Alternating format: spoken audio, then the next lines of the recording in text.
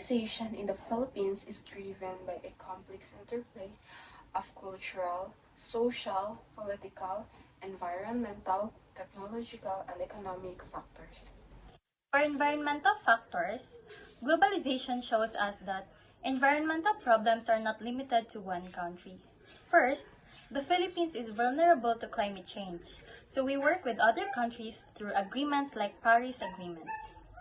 Second, we follow international environmental treaties that help control pollutions and hazardous waste. Lastly, the Philippines receives international support and funding for conservation projects, especially for protecting our marine biodiversity and natural resources. So globalizations help countries work together to protect the environment. Social factors. Social dimension of globalization involve human mobility, lifestyle changes, cross-border flow of people and ideas. So first is global labor migration. The mass movement of Filipinos working abroad, like healthcare professionals, seafarers, and engineers, creates transnational families and globalized diaspora communities. So second is international education and student mobility. Increased cross-border academic exchanges, international scholarship programs such as Erasmus and Fulbright, and foreign students enrolling in local universities. So they um, they realize that many students from the Philippines are enrolling other countries too. Um, it is because of globalization. They were able to enroll in other countries. So third is global health and medical missions. International health collaborations, deployment of medical volunteers, and participation in global health networks such as World Health Organization initiates during pandemics.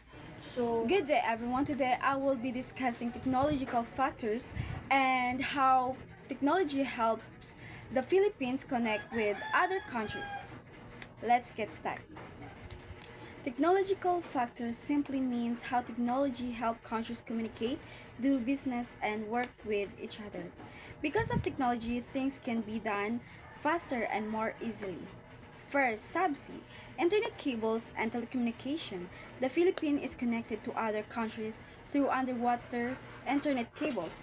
These cables help provide faster internet, allowing us to communicate people from other countries through calls, messages, and online meeting. Second, global e-commerce and digital platforms. Apps like Shopee, Lazada, and TikTok to buy and sell product online. Online payment service also make it easier and faster to pay for products. Third, remote work and global freelancing. Websites like Upwork and Fiverr allow Filipinos to work with clients from other countries without leaving the Philippines. For example, a Filipino can use their skills in writing, designing, or other online jobs and earn money from international clients. In simple words, technology connects the Philippines to the world. It helps us to communicate, buy and sell products, and find work with people from other countries. For cultural factors, globalization allows Filipino culture to interact with different culture around the world. First, we can see this through the popularity of K-pop, K-dramas, Hollywood movies, and anime.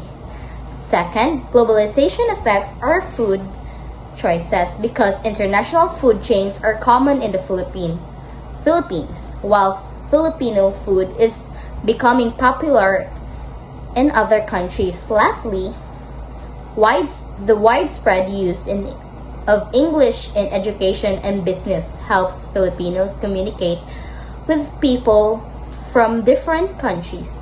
So globalization allows culture to influence and learn from each other. Economic globalization. Economic globalization means the Philippines is more connected in other countries through trade, jobs, investment, and the movement of money. This can be seen in the BPO industry, OFW remittance, and the foreign investments. First, the business process outsourcing or BPO industry. The Philippines is known as a global hub for BPO services. Filipino workers provide customer services, technical support, data processing, and other IT-related services for companies from countries such as United States, Europe, and Australia.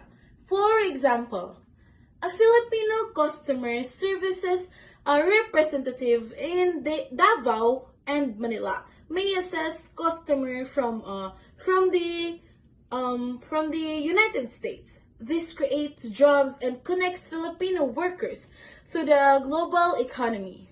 Second, remittance from overseas Filipino workers or OFWs. Many Filipino work in another countries that send part their income back to their families in the Philippines.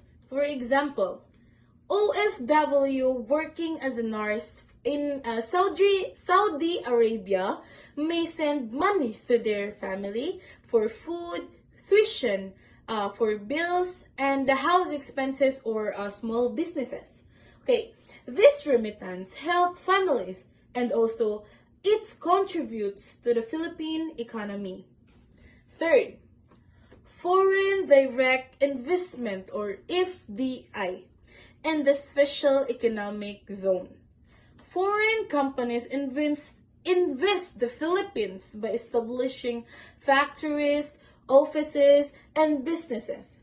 PEZA or the Philippine Economic Zone Authority provides intensive to encourage these companies to invest.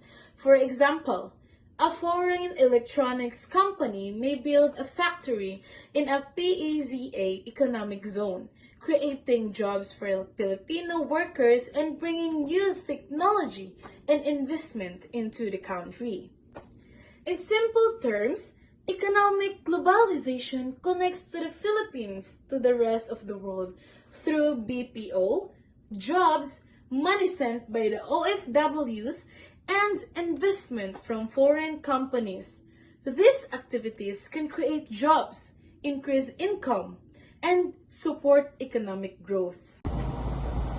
For political factors, globalization in the Philippines is influenced by government policies and relationship with other countries. First, our participation in Asia and different trade agreements makes international trade easier.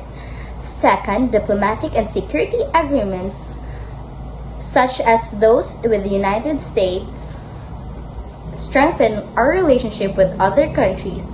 Lastly, government policies for OFWs helps regulate and protect Filipinos working abroad.